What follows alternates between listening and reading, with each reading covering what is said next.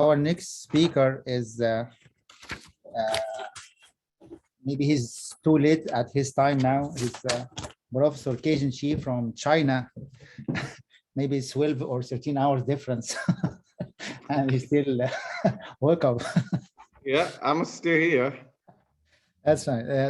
Professor Caijan Shi, he's affiliated professor with material science and engineering with University of British Columbia and Hunan University in China.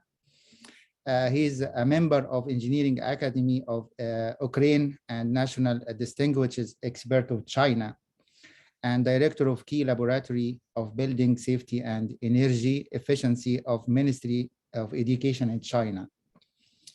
His research focuses on characterization and utilization of industrial byproduct and waste material, design and testing of cementitious and concrete materials. He has many patents, 4 in US and 32 patents in China, so which is a lot of patents. He published a lot of papers, and he is a member of ACI, RILM, and different committees. He's going to give us a talk today about sequestration of CO2 in concrete products. So please. Okay. Good morning or good afternoon, everybody. And here, well, almost 1 o'clock, midnight, and but I'm still awake here. And so, can he see the screen? Yes, we can. Okay, good. Okay. Yeah. First, I would like to thank the organizer to invite me to give this talk on the sequestration of CO2 in concrete products. And this are very old data, and people have seen everywhere. But during last 50 or 100 years, and the CO2 concentration and the increase just very quickly, and also the temperature seems to increase also very sharply.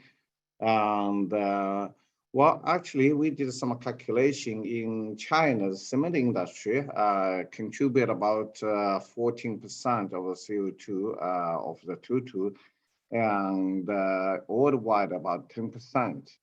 But in similar plants, about 55% from the decomposition of carbonate, and about 36 from the fuel, and about 10% from the electricity.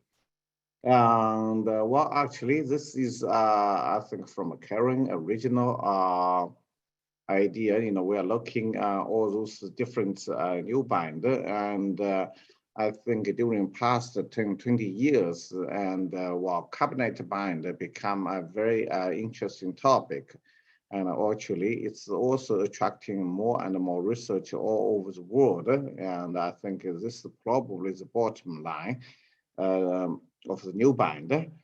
And well, actually, in 2019, well, actually, this is 2005, and also 2010, I gave the keynote talk on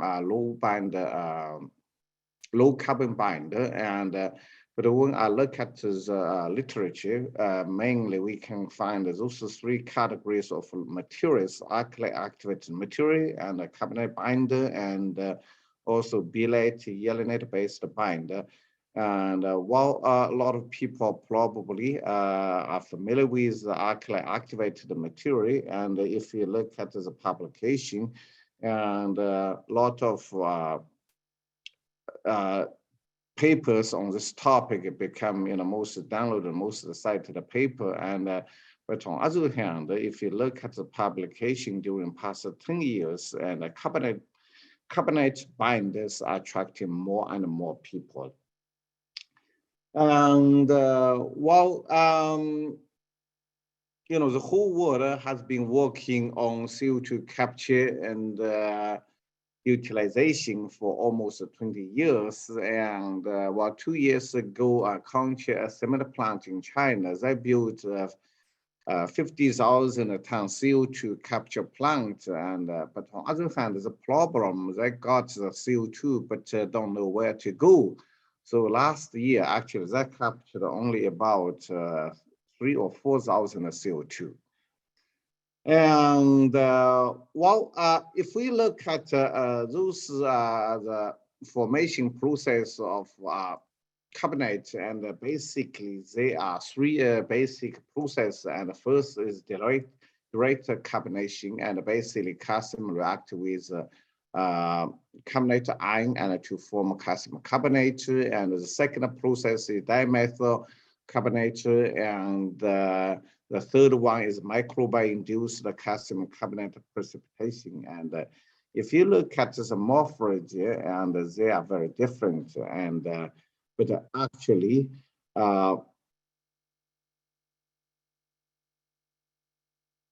if we look at the energy state, and carbon and has the highest energy, and then carbon dioxide and carbonate is the lowest energy state, and so chemically is the most stable materials of carbon. And but on the other hand, it depends on the condition, and we will see different forms of crystal, and also different morphology of calcium carbonate. And first is cubic, and this is basically cassette, and we actually see this type of carbonate very often in carbonated concrete. And the second is rod, is aggregate, and this can be observed occasionally. And the third type is vetrate, and the fourth type is also vetrate. And because they have different structure and also morphology, and although they have the same chemical composition, and but on the other hand, they have very different properties. And also, actually, thermodynamically, all those minerals in cement, like a tricalcium silicate or dicalcium silicate, and calcium and disilicate can all react with actually carbon dioxide to form calcium carbonate. Even those calcium aluminate, calcium ferrite can also, alumina ferrite can also react with carbon dioxide. So basically, all those minerals in cement clinker can react with carbon dioxide very easily. Well, actually, this carbonation of clinker is a reverse process of the cement production. So, you know, the production of cement requires very high temperature and consumes a lot of heat. And on the other hand, the carbonation of this clinker should be very quick and also release a lot of heat. And of course, those hydration products like calcium hydroxide and calcium silicate hydrate can react with carbon dioxide very easily. And if we look at those compounds or mineral, and we can find actually all those non-hydraulic calcium silicates, and although they are not cannot be seen in cement clinker, but on the other hand, they can also react with carbon dioxide very quickly, such as monocalcium silicate and tricalcium disilicate, and also even gamma dicalcium silicate. And of course, those hydraulic calcium silicate like tricalcium silicate and beta dicalcium silicate. And the third one is a Boltzmann similar system is a mixture of those four minerals, and while the other type is actually a magnesium system, the magnesium oxide. Some people are working with that, but the issue is there are only limited source of magnesium in the world. So it's not widely available. And the last category is industrial byproducts such as steel slag or blast furnace like fly ash, especially high calcium fly ash, and then also waste cement. They can also react with carbon dioxide to form calcium carbonate and plus silica gel and also aluminum gel. Well, if we look at those microstructure and well, this is a structure of the calcium silicate hydride, and so when it reacts with carbon, and we can see or carbon dioxide. Well, actually, it initially requires some water to be dissolved and to form hydrogen or carbonate, and so then calcium, carbonate can be precipitate. And well, if we look at the carbon dioxide distribution and diffusion stream from the sample outside surface, and while it actually diffuses from outside to inside. Well, actually, if we look at the patterns, and we can see if some patterns even fired in 1890s, and about the CO2 curing of a concrete product, and but on the other hand, the problem in almost all cases, it's very, very difficult for carbon dioxide to penetrate into the concrete product. And also, even though in the 80s, some people in Europe set up some cement board manufacturer try to use carbon dioxide to fast harden the board. And but the problem is carbon dioxide only react with those cement particles on the surface of the board, and so I think the production was not successful.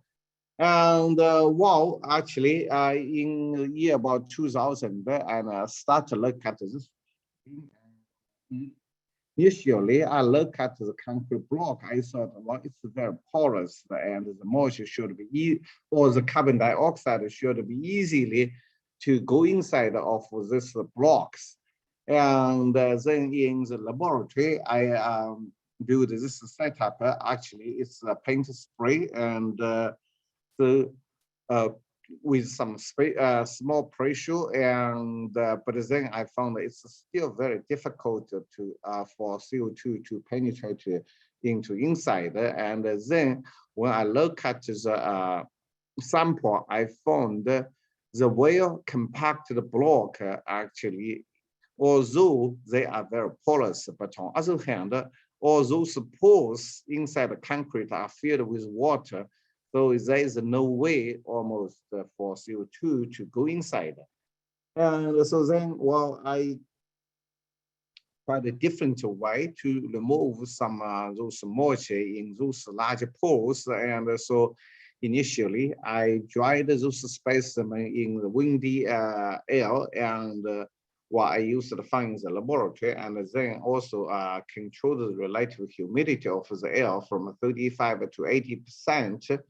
And so actually when the relative humidity is about 80%, the evaporated water or moisture is very minimal. And so then I decrease the relative humidity to 60–70%, and quite a bit moisture were removed. And then I further reduce the relative humidity to 35–45%.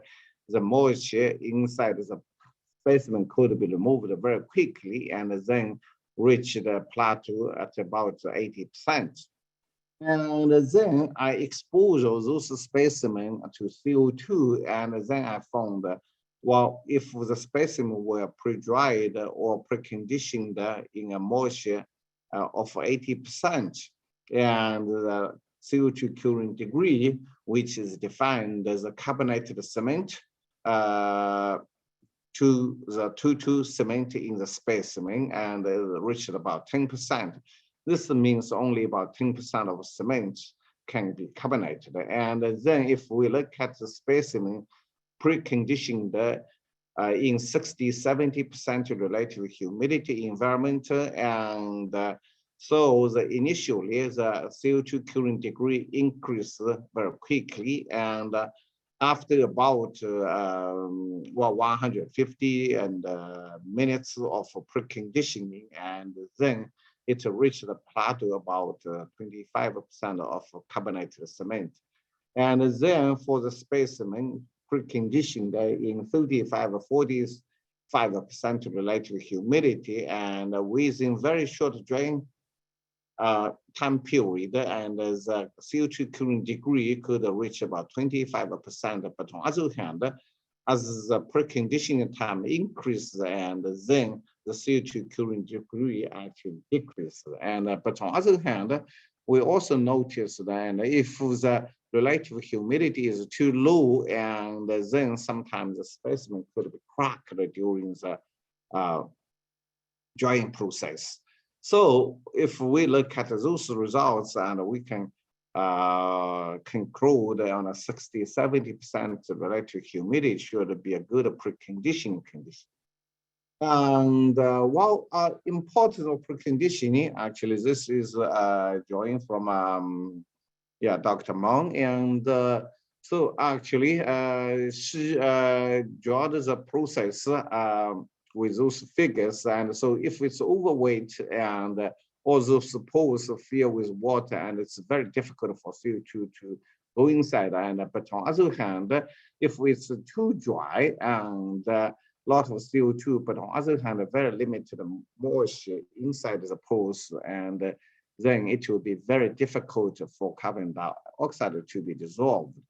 And so if there is a proper amount of moisture and inside the pore, so then once the CO2 penetrates into the pore and can be dissolved first, then can react with the cement clinker minerals.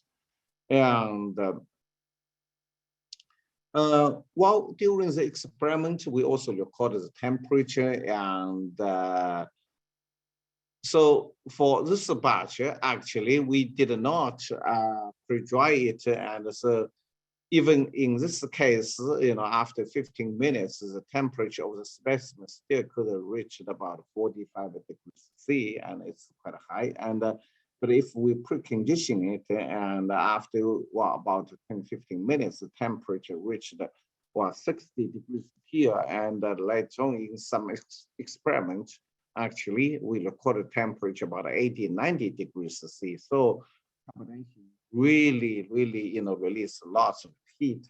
And so then if we look at the compressive strength, and for those specimens without preconditioning, and then after 2 hours of 20 psi pressure CO2 curing, and after 2 hours, it reaches certain strength. But on the other hand, as the curing time increases, the strength increases. But on the other hand, if we look at this batch, after 2 hours for dry preconditioning, and then 2 hours for 20 psi CO2 curing, and so then you can see even after 2 hours, the strength reached about 11 MPa, and this actually is the strength of the specimen after 20 hours of 65 degrees C curing in the steam. And so you could see, regardless of those CO2 curing time, and the strength of those specimens actually is closer to that one after steam curing. And so here we can give you a better idea how, it seems animation did not work here. Well, basically, he showed initially we dry as a specimen, and so some moisture evaporated, and then we inject the CO2, and the CO2 go inside those pores, and so then here after carbonation, it forms a calcium carbonate, silica gel, and of course, they are still quite a bit uncarbonated clinker here. And so far in the laboratory, in most of the cases, we got the carbonation degree about 35 to 40%. So this means still, 60 to 65 or 70% of cement are not carbonated. And we also have investigated how this different parameters affect the CO2 curing degree. And the first is CO2 pressure, and as you increase the pressure, yes, it does increase the CO2 as the carbonation degree. And the second is CO2 concentration, and for given shorter time period, of course, the higher the concentration of CO2 and the higher the carbonation degree. And then for the temperature, and it seems it increases very quickly, and as the temperature increases, but then when the temperature reaches at about 100 degrees C, and then it starts to decrease, I think, over 100 degrees C and more evaporated. So once it's dry, it's very difficult for carbonation to happen. And also related to humidity, and so it seems about 50% is the optimum condition for carbonation. And we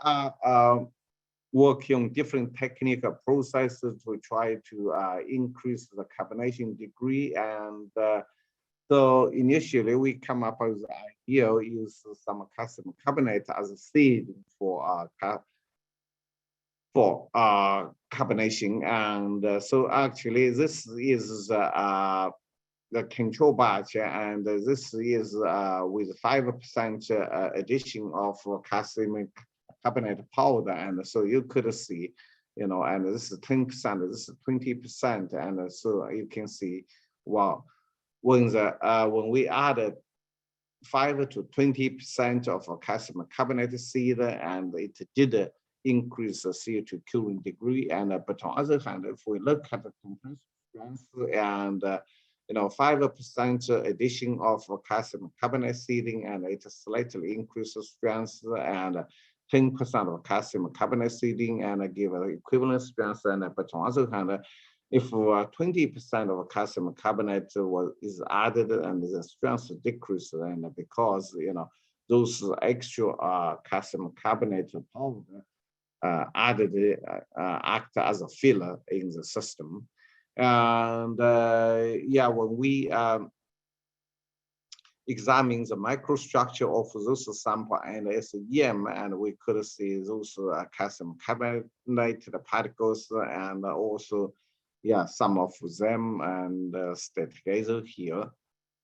And we also actually brought the relationship between the carbonation degree and the compressive strength. And so you could see, for different conditions, and the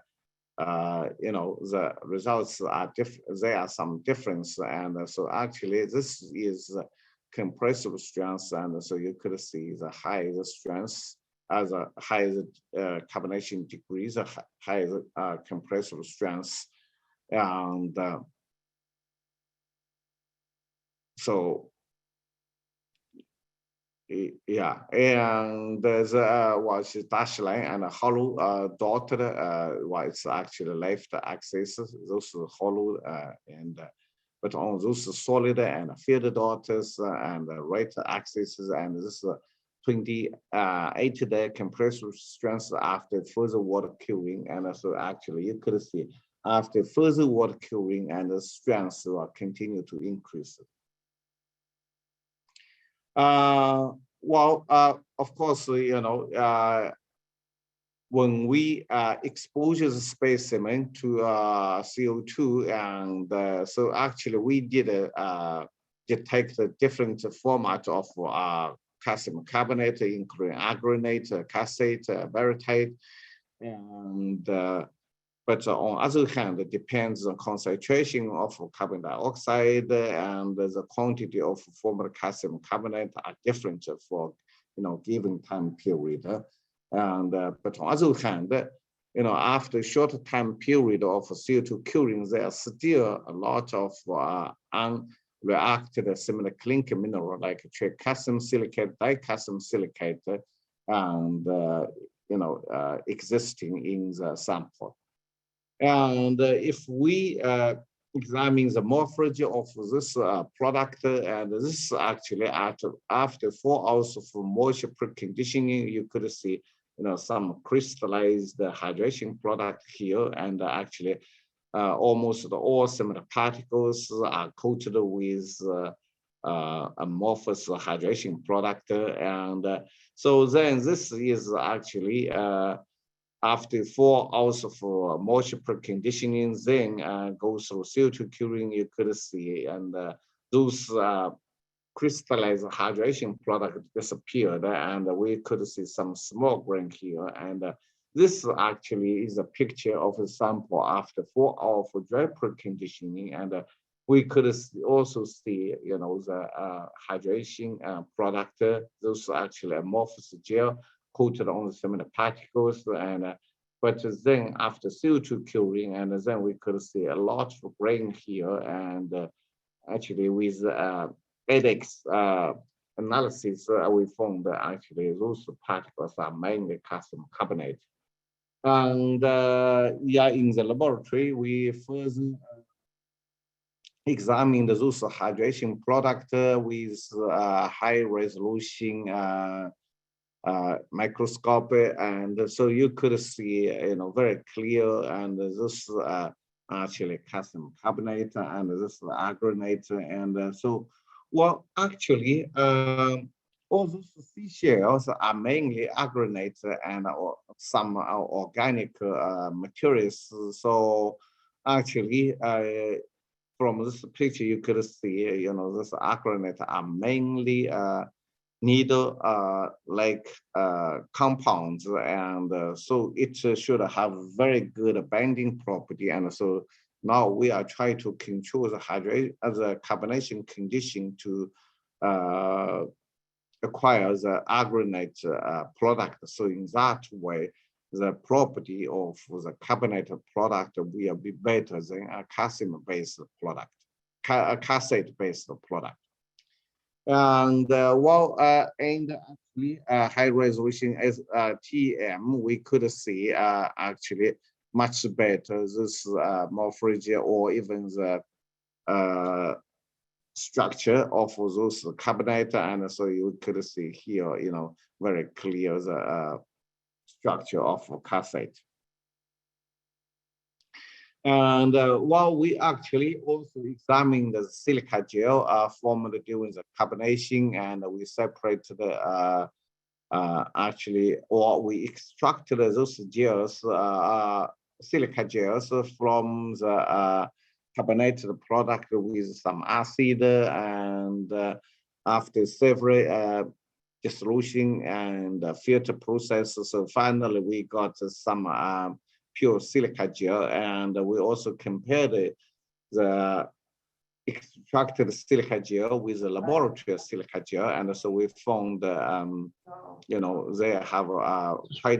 are quite different in morphology, and then we look at the infrared spectroscopy spectral of this two products. They are also different, and especially with this band, and 1092, 1097, and 1082, and the strength of those two peaks are quite different. And after quite a bit laboratory experimental testing, I set up a large tank, which is about 3 feet diameter and 4 feet long, and so it can hold 6 full-size block. And so after CO2 curing, and then actually I sealed some specimen in the plastic bag, and to see how the property of the CO2 cured block continue to change with time. And while this figure shows actually this is strength of the block after steam curing, which is basically about 20 hours of 65 degrees steam. And so the strength is about 10 megapascal. And then after further 28 days of moisture conditioning in the bag, and the strength reached about 15 megapascal. And but on the other hand, for the CO2 cured blocks, and after 2 hours of CO2 curing, actually it gives basically statistically, similar strength as those blocks after 20 hours of steam cooling. And then after 20 days of further conditioning in the moisture environment, and strength continue to increase from 28 to 90. So this means those uncarbonated clinker can still react with water or continue to hydrate in the moisture environment. And so then we measure the water absorption of the block, which is physical property of a construction block. And so then we found carbonated block showed lower water absorption than the steam-cured block. And we also measured the dry shrinkage of the block following SEM standard. So we found that, okay, this is actually CO₂-cured block, and this is a moisture-cured block. And so we can see CO₂-cured block showed lower dry shrinkage than the moisture-cured block. And so then we also actually stockpiled about 100 CO₂ blocks and also 100 CO₂-cured blocks outside of the lab. Actually, it is in Buffalo area. And so actually this those purple line actually are the highest and the lowest temperature of the season, and this green and the red lines are the lower and the high temperature of the winter season. And so you can see, well, after one winter season, actually it's a winter for several freezing thawing cycle. And so we took some samples and for the testing, those are immediately after steam or CO₂ curing. And this is actually after 120 days, and actually start from September, 4 months is, so it's basically in January. And so this is after 6 months is, outside exposure. And so we could see basically there's no difference between steam cured and CO₂ cured blocks. And if we look at the dry shrinkage of this two types of block again, and we could see CO₂ cured blocks still, gives a very low strength, about 0.05, and but on the other hand, steam cured block surely slightly lower dry shrinkage, but on the other hand, actually I talked to American and also Canadian Masonry Association. They actually regulate the dry shrinkage of concrete block should be less than 0.06. And so you can see here, those steam cured blocks actually do not really meet what American or the Canadian Masonry Concrete Association requirements. And then we also examined those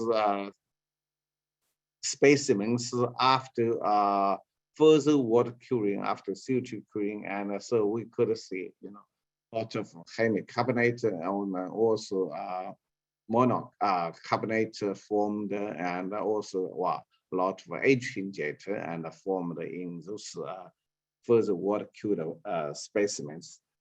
And actually, we could see some here relationship in how CO₂ curing time factors non-evaporated water content and also CH content in the specimen after at 5 and 2 degrees C, and also 24 degrees C. And actually, this is the water curing specimen. And so you could see CO₂ cured. This is actually immediately after CO₂ curing, and this is 7 day and plus CO₂ curing plus 7 water curing, and this is CO₂ curing plus 28-day water curing. So you could see as the as the water curing time increases and calcium hydroxide content increase. And this is a relationship between the compressive strength and also the CO₂ CO2 curing degrees. And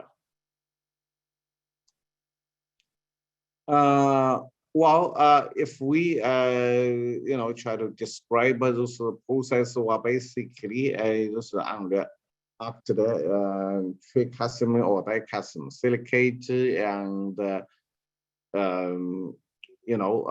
when the water film and also CO2 exist, and so that will form calcium silicate and also some silica gel. And but on other hand, so far as I said, the maximum percentage of reactive cement is about 35 to 40%. And and SEM, we also could very easily see the difference also as a morphology of the fracture surface after CO2 curing, and then after CO2 curing plus 7 water curing, and we could see a lot of crystallized or needle product. This is actually typical H&J. And actually, yeah, after 28 days and 90 days of further water curing, and we could see actually more and also larger crystal H&J here. And Purdue University group, they also investigated the carbonation of different custom silicates. I think this project is financially supported by Solidia, and Solidia is mainly working on the calcium monocalcium silicate, and so then you could see the carbonation degree and also the carbonation speed of monocalcium silicate is much lower than those tricalcium silicate or beta dicalcium silicate. And but on the other hand, here you could see tricalcium silicate and also beta calcium silicate has the highest carbonation degrees here. And they also actually carbonated in very dry, dry and at a high temperature, like 55 degrees C. And so you could, and this condition, you cannot really tell the difference between beta dicalcium silicate, tricalcium silicate, and gamma dicalcium silicate. But on the other hand, monocalcium silicate still show a much lower speed, during the first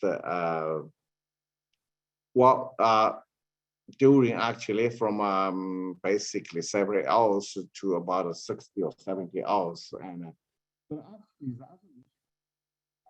although the production of monocalcium silicate release less carbon dioxide, and but on the other hand, the problem, it forms a lot of silica gel. It could be the issue or problem for the dimensional stability. After those research and also theoretical examination, and then we come up some idea called self-pulverizing low calcium clinker. And the idea is try to control the main minerals in the clinker as a dicalcium silicate, and then when we control the cooling rate and to certain extent, then we expect to we try to get about 15% gamma dicalcium silicate and 85% of beta dicalcium silicate. So then the clinker becomes pulverized, and this is actually the particle size of the clinker. In this way, we do not really need the actually the grinding process.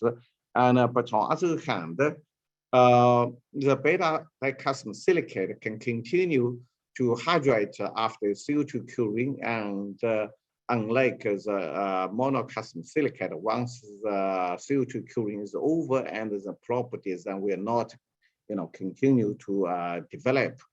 And on the other hand, beta dicalcium silicate so reactivity is lower. So the continued property development could last a long time. And so, of course, you know, we did a carbonation test, and so you can see here, and after a couple of hours of carbonation, and it could reach, you know, about 35% of carbonation degree, and then the strength could reach 60, 70 megapascal, and yeah. And so then we did the energy consumption for this self-pulverizing clinker, and so the energy reduction could be more than 50%, and also CO2 reduction is also over,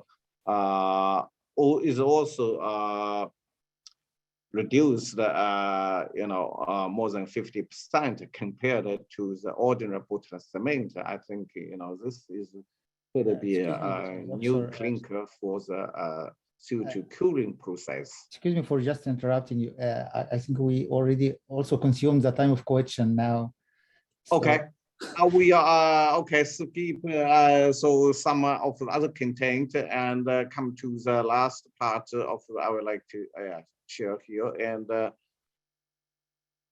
okay, so after well, those research, and so actually the last couple of years, my group were working with a similar company called Huaxing Similar Company in China, actually, which is well, about 40% of the company owned by what Hossam Lafarge, called what Hossam Lafarge, yeah. And so we did a testing. Well, actually, this similar plant, actually, there is also concrete block manufactured just beside this similar plant. They use as aggregate mining tailing as filler, and then use cement as a binder, and then actually use the autoclave to manufacture bricks. And so here in this process, actually, we injected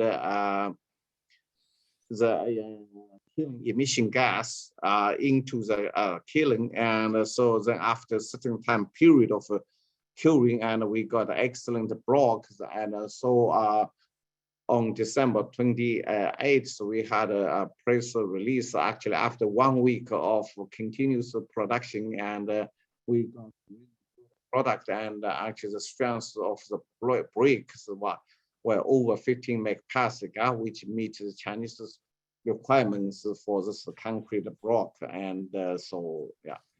Well, come to the end. So basically, carbonation of concrete products, and can be a new way to really utilize CO2 and reduce the emission. And like, for example, this plant will consume about 60,000 tons of CO2. And while compared to the emission of a similar plant, it's not that much. But on the other hand, at the moment, as I know, there is no really practically technology can use such amount of CO2. And as I said, even like a Conchi similar plant build 50,000 ton of CO2 capture plant, and last year they captured only 3,000 or 4,000 tons of CO2 because there is no use for CO2. And so actually, Huaxing Cement has 6 plants like this, and so we are actually doing all those join, and so within the next few months, all those plants will switch to curing. And yeah, okay, thank you for your attention, and that's my presentation. Thank you so much. It's a very interesting one. We have 2 questions in the chat. One is says that what is the particle size of the CO3 seeds? The calcium carbonate. The seeding? You mean the calcium carbonate? Yes, calcium carbonate seeds. Yeah. Well, the particle size, I think about 3 to 5 micrometer, and with a specific surface area about 600. Yeah. Okay. Another question, it says that in Canada, carboclave carbonated concrete blocks are already being commercialized. Where you are involved in this? Well, actually, Xiang was my co-supervisor. Well, I co-supervised his work. And well, originally, I worked together. Well, actually, Professor Shaw at McGill University, and we jointly submitted the first proposal in Canada, and so we started to work. And then later on, I focused on the block curing and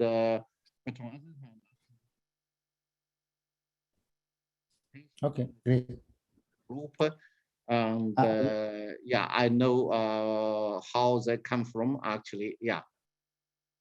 And but on the other hand, was a process or the mechanism of those two process or of the two technologies are quite different, although both of involve carbonation. And in carbon cure, basically initially CO2 react with the clinker minerals in the ready-mix concrete, but on the other hand, the reaction degree is very minimal, and so the use of the CO2 quantity is also very low. And we did some measurement, I think about 3 to 5% of cement were carbonated, and but here in our technology, about 35 or 40%, so it's much higher.